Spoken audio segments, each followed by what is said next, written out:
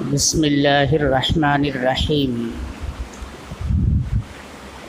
الحمد للہ رب العالمین والصلاة والسلام علی سید الانبیاء والمرسلین وعلی آلہ واصحابہ اجمعین اما بعد فقد قال اللہ تبارک وتعالی فی القرآن المجید والفرقان الحمید اعوذ باللہ من الشیطان الرجیم بسم اللہ الرحمن الرحیم ان عدۃ الشہور عند اللہ 12 شہرا فی کتاب اللہ یوم خلق السماوات والارض منها 4 حرم صدق اللہ مولانا العظیم۔ وعن ابن عباس رضی اللہ تعالی عنہ قال ان رسول اللہ صلی اللہ علیہ وسلم لما قدم المدینة فوجد اليہود صیاما یوم عاشوراء فقال رسول اللہ صلی اللہ علیہ وسلم ما هذا اليوم الذي تصومونه فقالوا هذا يوم عظيم أنجى الله فيه موسى وقومه وغرق فيه فرعون وقومه فصام موسى شكرا فنحن نصومه فقال رسول الله صلى الله عليه وسلم فنحن أحق وأولى بموسى منكم فصام رسول اللہ صلی اللہ علیہ وسلم وامر بصیامہ۔ وعن ابن عباس رضی اللہ تعالی عنہ قال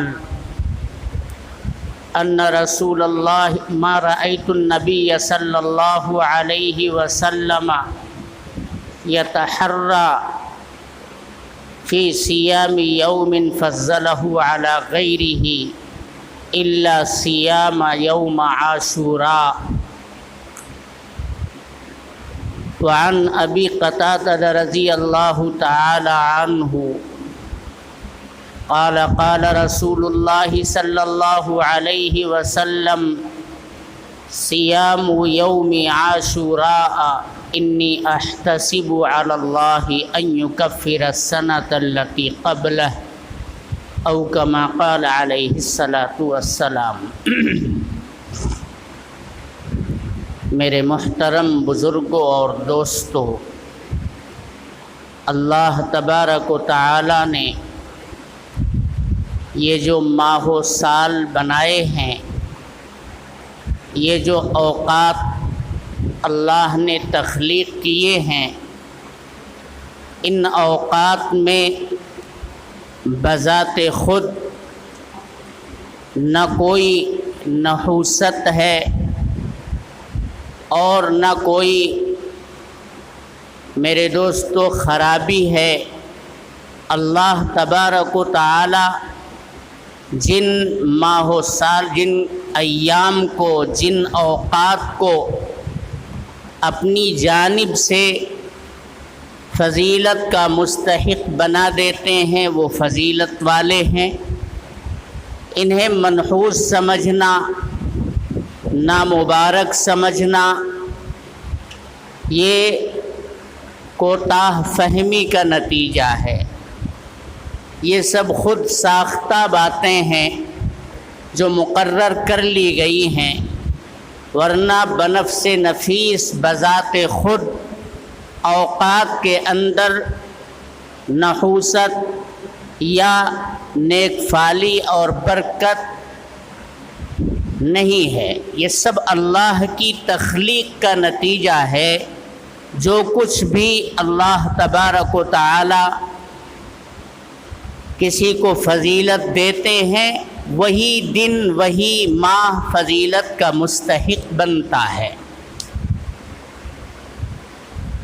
اللہ تعالیٰ نے قرآن حکیم کے اندر ارشاد فرمایا ہے ان عدت الشہور عند اللہ 12 شہرا فی کتاب اللہ یوم خلق السماوات والارض، کہ جس دن اللہ تبارک و تعالی نے زمین اور آسمان کی تخلیق فرمائی ہے، انہیں پیدا کیا ہے، اسی دن اپنی کتاب تقدیر لوح محفوظ کے اندر 12 مہینوں کا اللہ نے تقرر فرما دیا ہے۔ مہینوں کی گنتیاں اللہ تبارک و تعالی کے نزدیک کل 12 ہیں، اور میرے دوستو ہم جتنی بھی جنتریاں اور جتنے بھی کیلنڈر دیکھتے ہیں جو رائج ہیں کسی نہ کسی سطح پر، وہ آپ دیکھیں گے 12 مہینوں کے اوپر دائر ہیں۔ 12 مہینوں میں سال مکمل ہوتا ہے، چاہے وہ شمسی مہینے لے لیں، چاہے وہ قمری مہینے لے لیں، یا ہمارے ہندوستان کے اندر جو چیت، بیساکھ، جیڑھ اور اساڑھ کے نام سے ایک تاریخ چلتی ہے ہندی، اس کو لے لیں۔ آپ رائج جتنی بھی تاریخیں ہیں سب تاریخوں کے مہینوں کی اگر گنتیاں کریں گے تو وہ 12 ملتی ہیں۔ ان عدت الشہور عند اللہ 12 شہرا، 12 مہینے اللہ تبارک و تعالی نے ایک سال کی تکمیل کے لیے مقرر فرمائے ہیں۔ فی کتاب اللہ، یہ اللہ کی کتاب میں ہے، اور کب سے ہے؟ یوم خلق السماوات والارض، جس دن اللہ تبارک و تعالی نے زمین اور آسمان کی تخلیق فرمائی تھی۔ پھر اس کے بعد اللہ تبارک و تعالی فرماتے ہیں کہ ان 12 مہینوں کے اندر 4 مہینے ایسے ہیں جنہیں حرمت والے، عظمت والے، احترام والے مہینے اللہ تبارک و تعالی نے قرار دیے ہیں۔ منہا 4 حرم، ان میں سے 4 مہینے انتہائی احترام کے، عظمت کے حامل مہینے ہیں۔ یہی وجہ ہے کہ زمانے جاہلیت کے اندر بھی ان 4 مہینوں کو قابل احترام سمجھا جاتا تھا، اور جو خونریزیاں، جو لڑائیاں، جو جنگ و جدل ان کی آپسی چلتی رہتی تھی، وہ ان مہینوں پر پہنچ کر کے رک جاتی تھی، ٹھہر جاتی تھی۔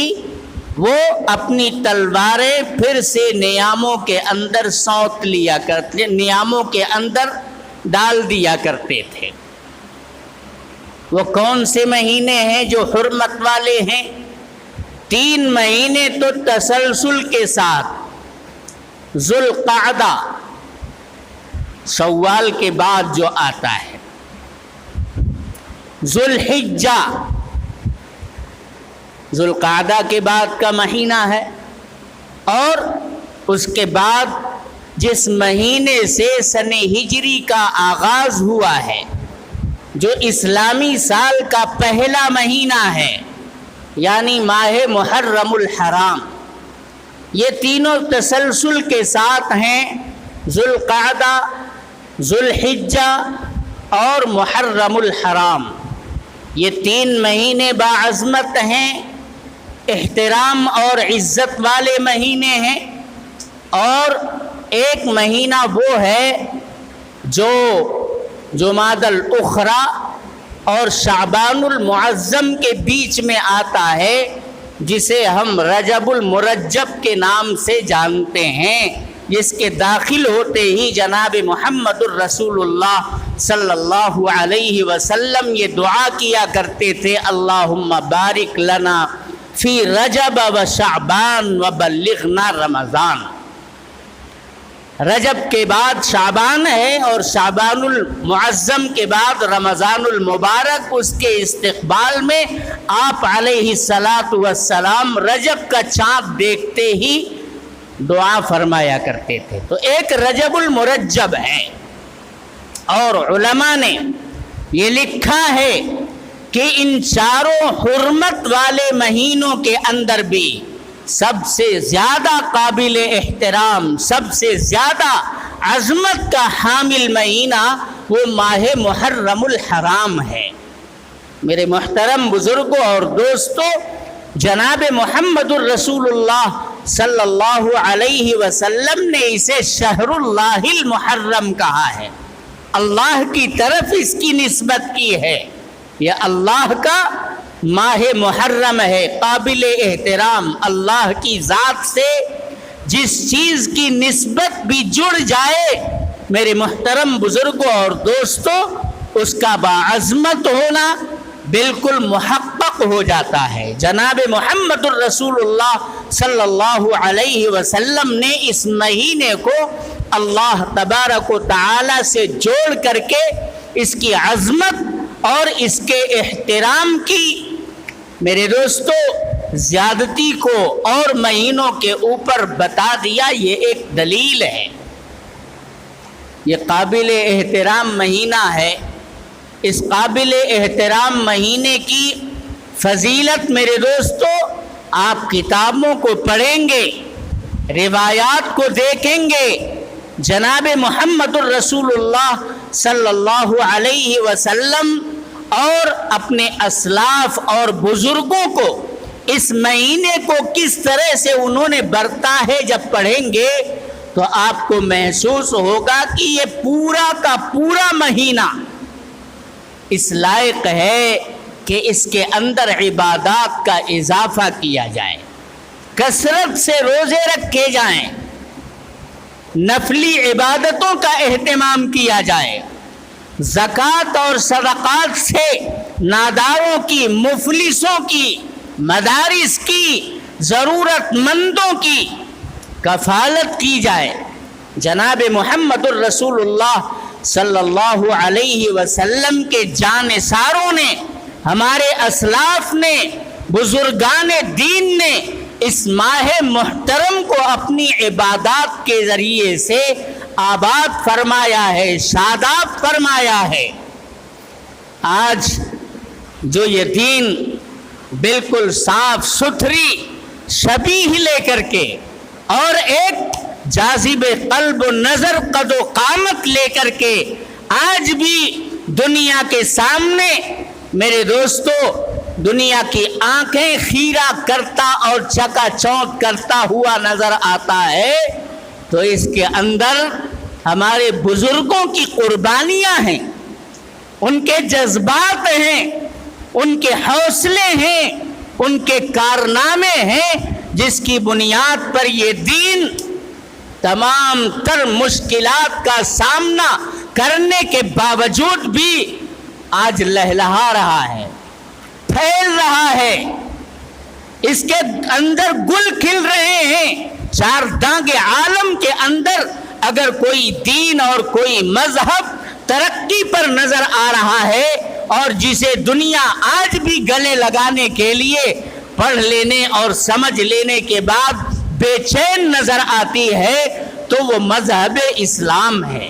کسی بھی مذہب کے لیے میرے محترم بزرگوں اور دوستوں اس کے نمائندوں نے اتنی قربانیاں، اتنی جانفشانی کے کارنامے انجام نہیں دیے ہیں جتنا مذہب اسلام کے تحفظ، اس کی بقا کے لیے اس کے ماننے والوں نے اپنی جانوں کا، اپنے مال کا، اپنی تمام توانائیوں کا میرے دوستوں نذرانہ پیش کیا ہے۔ آج بھی ہمارے دعات ہیں، مبلغین ہیں، علماء ہیں، صلحاء ہیں، صوفیہ ہیں، میرے دوستو عوام و خواص ہیں جو کسی نہ کسی حد تک دین کو اپنے گلے سے بھی لگا کر کے رکھتے ہیں، اور جب جب مذہب کے خلاف کوئی آواز اٹھتی ہے تو اس کا سد باب کرنے کے لیے بے چین ہو جاتے ہیں، اور خواص کا تو کہنا ہی کیا ہے، ان کی بے چینی اور ان کی طرف اس دین کے تحفظ اور بقا کے لیے میرے دوستو دیدنی ہوتی ہے۔ ناقابل بیان ہوتی ہے ان کی طرف. کتنی بے چینی میرے دوستو ہمارے اکابر اور اسلاف کے اندر پیدا ہو جاتی ہے جب ذرہ برابر بھی دین کے تعلق سے خدشات ان کے دل کے اندر پیدا ہوتے ہیں. سب سے زیادہ قربانیوں سے آگے بڑھنے والا مذہب اسلام ہے. سیدنا حضرت حسین رضی اللہ تعالی عنہ جن کا تذکرہ اس ماہ محرم کے اندر مجالس کے اندر ہوتا ہے، لیکن ایک الگ رخ دے دیا گیا. ایسا نہیں ہے کہ اس کا تذکرہ نہیں ہونا چاہیے، یقیناً ہونا چاہیے. آپ نواسہ رسول ہیں، آپ جگر گوشہ بطول ہیں، آپ حضرت علی کرم اللہ وجہہ کے لخت جگر ہیں، جناب محمد الرسول اللہ صلی اللہ علیہ وسلم کے گلشن کے آپ پھول ہیں، گلے سرسبز ہیں. آپ کا تذکرہ، آپ کی شہادت کا واقعہ میرے دوستو یقیناً بیان ہونا چاہیے. جو 10ویں محرم الحرام عاشورہ کے دن ہی پیش آیا تھا، لیکن ایسا بھی نہیں ہونا چاہیے کہ اسی تذکرے میں ساری اسلامی تاریخ کو بند کر دیا جائے اور ہم ہجرت کے تعلق سے غفلت میں چلے جائیں. اور اس ماہ محرم کی کیا عظمتیں ہیں، ان عظمتوں کو ہم نظر انداز کر دیں. بالکل ایسا نہیں ہونا چاہیے. شہادت کا مذہب اسلام کے ماننے والوں میں میرے دوستو کوئی ایک دو واقعہ نہیں ہے. آپ پڑھتے ہیں سیدنا عمر ابن خطاب رضی اللہ تعالی عنہ کی شہادت کا واقعہ بھی اسی ماہ محرم کی پہلی تاریخ میں پیش آیا ہے. فیروز نامی ایک پارسی غلام جو مغیرہ ابن شعبہ رضی اللہ تعالی عنہ کے یہاں کام کیا کرتا تھا، اس نے محصول دے کر کے اپنے کاروبار کو فروغ دینے کا من بنایا اور ایک معاملہ حضرت مغیرہ ابن شعبہ سے اس کا طے پایا کہ تم ہر دن 2 دینار یا 2 درہم روزانہ محصول کے طور پر مجھے ادا کیا کرو. اس نے حضرت عمر ابن خطاب رضی اللہ تعالی عنہ کے دربار میں پہنچ کر کے جن کا طوطی بولتا تھا، جو ٹوٹی چٹائی پر اینٹ اور پتھر سرہانے رکھ کر کے میرے دوستو سو جایا کرتے تھے گہری نیند، لیکن قیصر اور کسریٰ اپنے محلوں کے اندر ان کا نام سن کر کے تھراتے اور کانپتے تھے. ایک آدھی دنیا کے اوپر جن کی سلطنت تھی، جنہیں اہل اسلام اپنا خلیفہ اور اہل ایمان امیر المؤمنین مانا کرتے تھے، وہ چٹائی کے اوپر سو کر کے میرے محترم بزرگوں اور دوستوں کفر اور شرک کے ایوانوں میں ایک تہلکہ برپا کرتا تھا. حضرت عمر ابن خطاب انصاف پرور آدمی تھے، ان کا عدل مشہور تھا. فیروز ان کے پاس پہنچا، جس کا لقب ابن لولو ہے، وہ پہنچا اور شکایت کی کہ مغیرہ ابن شعبہ نے میرے اوپر جو محصول مقرر کیا ہے یہ زیادہ ہے. انہوں نے پوچھا کام کیا کرتے ہو؟ تو اس نے کہا کہ میں آہن گری پر نقاشی کا کام کرتا ہوں، لوہے کے اوپر نقش و نگار بناتا ہوں. حضرت عمر نے کہا کہ یہ کام تو بہت اونچا ہے، اس کا دام تو تمہیں بہت ملتا ہے، تو اگر 2 روپیہ انہوں نے تمہارے اوپر محصول مقرر کیا ہے تو یہ کوئی زیادہ نہیں ہے. تھا ہی وہ پارسی، مسلمان تو تھا نہیں، اس کے دل کے اندر ایک نفرت تھی اسلام کے تعلق سے، چنانچہ اس نے من بنایا، اور آپ جانتے ہیں کہ فجر کی نماز کے لیے صفیں درست کر دی گئیں۔ سیدنا عمر ابن خطاب رضی اللہ تعالی عنہ مصلی پر تشریف لائے، اس نے موقع غنیمت سمجھ کر کے ان کے اوپر 6 وار کیا تھا۔ ایک وار جو ناف کے نیچے لگا تھا وہ ایک کاری ضرب تھی، لوگ ہلکے پھلکے زخم محسوس کر رہے تھے، لیکن دوا کھلائی جاتی اور پلائی جاتی تھی تو وہ بھی اس زخم کے راستے سے باہر نکل جایا کرتی تھی۔ 3 دن کے اندر حضرت عمر ابن خطاب رضی اللہ تعالی عنہ آخر کار اسی زخم سے تاب نہ لا کر کے شہید ہو گئے تھے۔ شہادت کا یہ واقعہ کوئی المناک، کتنا المناک واقعہ ہے۔ حضرت عثمان ذو النورین کی شہادت کا واقعہ کتنا المناک حادثہ ہے امت مسلمہ کے لیے۔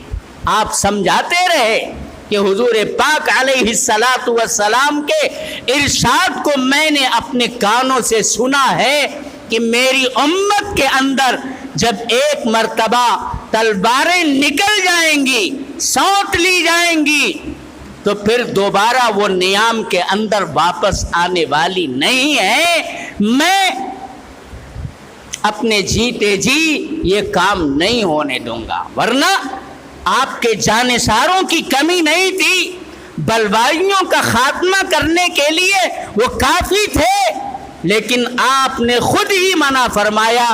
بالآخر عثمان غنی رضی اللہ تعالی عنہ کو بھی جام شہادت نوش کرنا پڑا، جنہیں سید الشہداء کہا جاتا ہے۔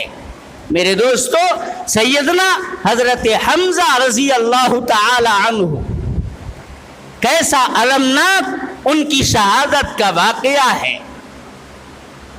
ان کے جگر کو نکالا گیا، مسلح کیا گیا۔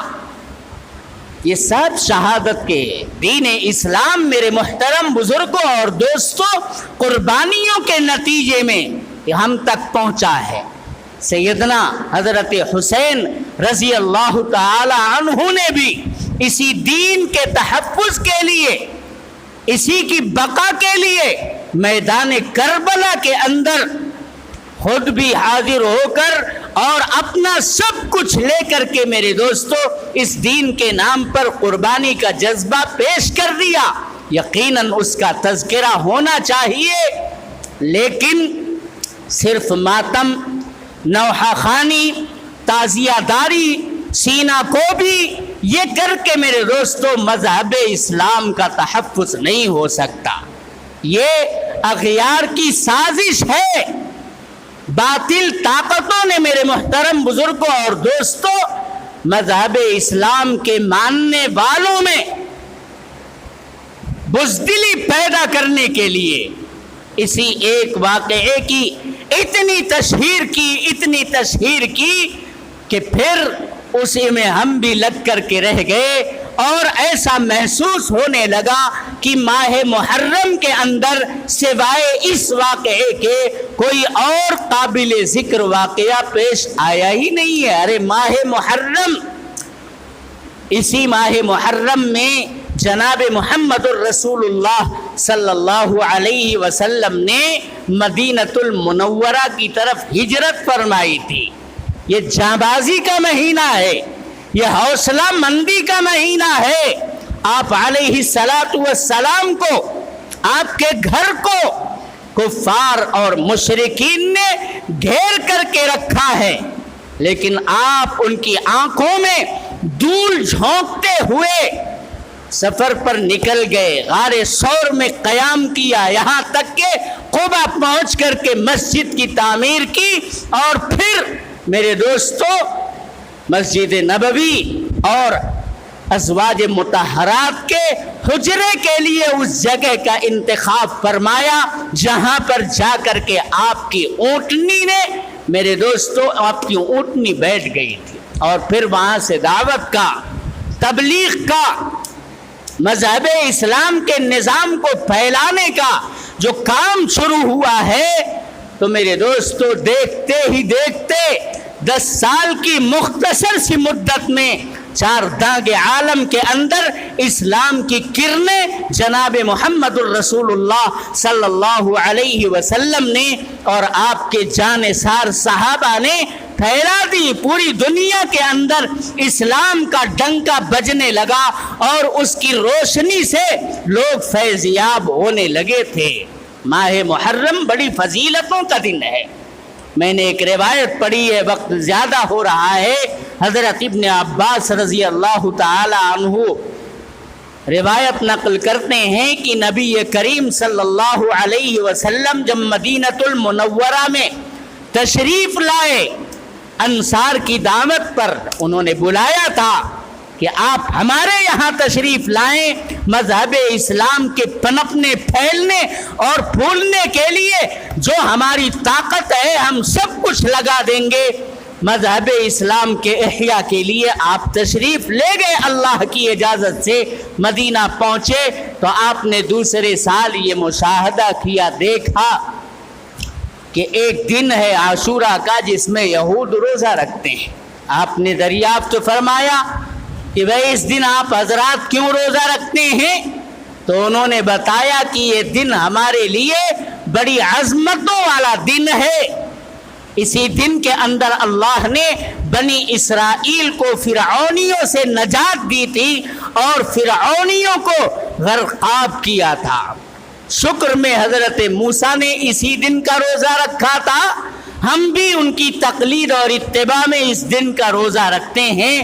تو حضور پاک علیہ السلام نے ارشاد فرمایا کہ ہم موسیٰ سے زیادہ قریب ہیں، ہم بھی روزہ رکھیں گے. اور آپ علیہ السلام نے پوری امت کو روزہ رکھنے کا حکم فرمایا. اس وقت جو صحابہ کرام موجود تھے انہوں نے روزہ رکھا اور پھر نسلم بعد نسل آج تک یہ سلسلہ چلا آ رہا ہے. ہمیں بھی یہ چاہیے کہ عاشورہ کے دن کا روزہ رکھیں. بہتر طریقہ تو یہ ہے کہ 9ویں 10ویں 11ویں تینوں دن کا روزہ رکھا جائے، اور اس سے کم درجہ یہ ہے کہ 9ویں اور 10ویں یا 10ویں اور 11ویں، یعنی عاشورہ کے ساتھ ایک روزہ ادھر سے یا ایک روزہ ادھر سے ملا لیا جائے. یہ آپ کی تمنا تھی کہ اگر آئندہ سال میں زندہ رہا تو اس ایک عاشورہ کے روزے کے ساتھ ایک روزے کو اور شامل کروں گا. لیکن اگر کسی نے صرف عاشورہ کے دن کا روزہ رکھا اور 9ویں کا یا 11ویں کا روزہ وہ نہیں ملا سکا تب بھی وہ فضیلت سے باہر نہیں جائے گا. اللہ تبارک و تعالی ہم سب کو اس ماہ محترم کے اندر اس کے احترام کو پیش نظر رکھتے ہوئے زیادہ سے زیادہ عبادات کرنے کی توفیق عطا فرمائے، اور عاشورہ کے دن اور اس سے آگے اور پیچھے کے ایام میں بھی روزہ رکھنے کی توفیق عطا فرمائے. کثرت کے ساتھ، بیواؤں کے ساتھ، یتیموں کے ساتھ، ناداروں کے ساتھ ہاتھ بٹانے کی توفیق عطا فرمائے. حیدرآباد سے مدرسہ سبیل السلام ایک بہت بڑا ادارہ ہے، وہاں پر بڑی تعداد میں وہاں طلبہ زیور تعلیم و تربیت سے آراستہ ہو رہے ہیں. میرے محترم بزرگوں اور دوستوں، یہ مدارس دین کے تحفظ کے لیے قلعے کی حیثیت رکھتے ہیں، اور آج کے موجودہ ماحول میں مکاتب اور مدارس کا تحفظ کرنا یہ ہم سب کی ملی ذمہ داری بنتی ہے. وہاں سے ہمارے دوست تشریف لائے ہیں، حضرت قاری صاحب بھی ان کو اچھی طرح سے جانتے ہیں. ایک بڑا ادارہ ہے، کروڑوں کا صرفہ ہے. آپ حضرات دل کھول کر کے اس ادارے کا تعاون بھی فرمائیں، اور عاشورہ کا روزہ رکھنا ہرگز ہرگز نہ بھولیں. حضور پاک علیہ السلام نے ارشاد فرمایا کہ عاشورہ کے دن کا ایک روزہ اتنی فضیلت رکھتا ہے، اتنی فضیلت رکھتا ہے کہ میں اللہ کی ذات سے یہ امید رکھتا ہوں کہ جو عاشورہ کے دن کا روزہ رکھے گا اس کے 1 سال کے جو پچھلے گناہ ہیں، لیکن گناہ سے مراد صغیرہ گناہ ہے میرے دوست، کبائر توبہ سے معاف ہوتے ہیں. کسی انسان کے حق کو دبایا ہے تو یا تو حق ادا کر دو یا اس سے معافی تلافی کر لو، تب معاف ہوتا ہے۔ لیکن تمام صغیرہ گناہوں کو اللہ تبارک و تعالی اس روزے کی برکت سے معاف فرما دیتے ہیں۔ ایک روایت ہے جو ضعیف ہے کہ جو بندہ اپنے بچوں کے اوپر عاشورہ کے دن فراخ دلی سے کام لیتا ہے، کیا مطلب؟ دن میں کھلاتا نہیں، دن میں سبیلے مت پلاؤ، دن میں حلوے مت کھاؤ، روزہ رکھو اور شام کے اندر خوب کھلاؤ پلاؤ، دعوت کرو، اللہ تبارک و تعالی پورے سال تمہارے لیے رزق کے دروازے کھول دے گا۔ من وسع علی عیالہ یوم عاشوراء وسعہ اللہ سائر السنۃ، اللہ تبارک و تعالی سال بھر اس فراخی کے نتیجے میں اسے بیش بہا رزق سے نوازتا رہے گا۔ اللہ تبارک و تعالی ہم سب کو سیرت اور سنت کے مطابق زندگی گزارنے کی توفیق عطا فرمائے۔ وآخر دعوانا ان الحمد للہ۔ سید ولد آدم خیر الانام، اس پہ لاکھوں درود، اس پہ لاکھوں سلام۔